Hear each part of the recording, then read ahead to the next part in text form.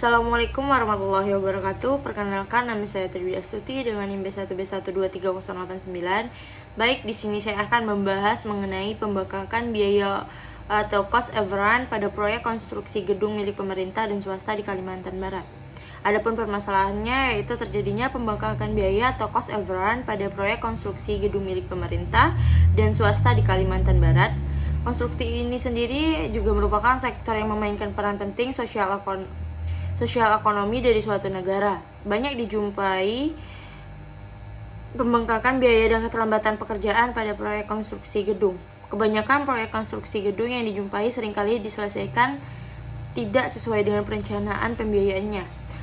Fenomena ini juga merupakan salah satu umum dalam dunia konstruksi, di mana proyek sering mengalami peningkatan biaya yang melebihi anggaran awal yang telah direncanakan. Analisis yang saya dapatkan, manajemen proyek merupakan proses perencanaan, mengorganisasikan, memimpin, dan mengendalikan kegiatan anggota organisasi serta sumber daya lainnya sehingga dapat mencapai sasaran organisasi yang telah ditentukan sebelumnya. Pembengkakan biaya adalah suatu kejadian di mana biaya konstruksi proyek yang dikeluarkan melebihi batas perencanaan yang telah ditetapkan sehingga menimbulkan kerugian yang signifikan bagi kontraktor. Adapun faktor penyebab kejadian pembengkakan biaya atau cost overrun yang didominan pada proyek konstruksi gedung di Kalimantan Barat tersebut yaitu yang pertama yaitu ketidaktepatan estimasi biaya proyek yang berasal dari internal kontraktor proyek. Yang kedua yaitu lingkungan makroekonomis atau pertumbuhan ekonomis, krisis moneter dan suku bunga bank dan nilai tukar mata uang yang berasal dari eksternal kontraktor proyek. Yang ketiga yaitu fluktuasi harga material yang berasal dari eksternal kontraktor proyek.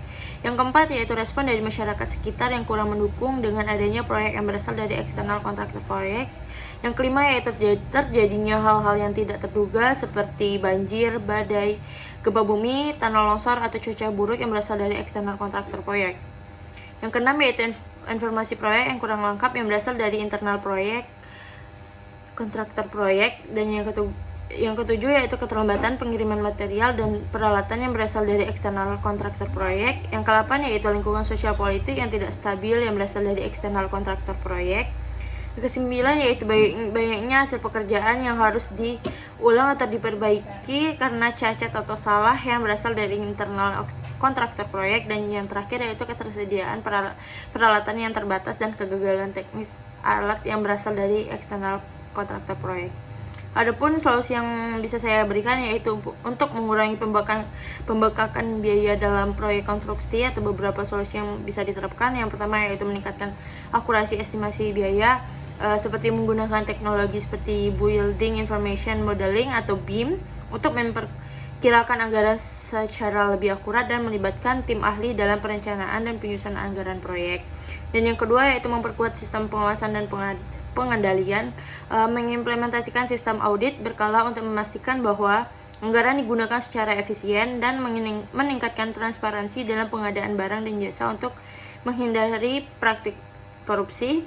Dan yang ketiga yaitu manajemen risiko yang lebih baik, menganalisis potensi risiko sejak awal dan menyiapkan strategi mitigasi seperti kontraktor fleksibel untuk mengatasi kenaikan harga bahan baku dan juga meningkatkan koordinasi antara pemerintah, kontraktor, dan pihak terkait lainnya agar proyek berjalan lebih efektif.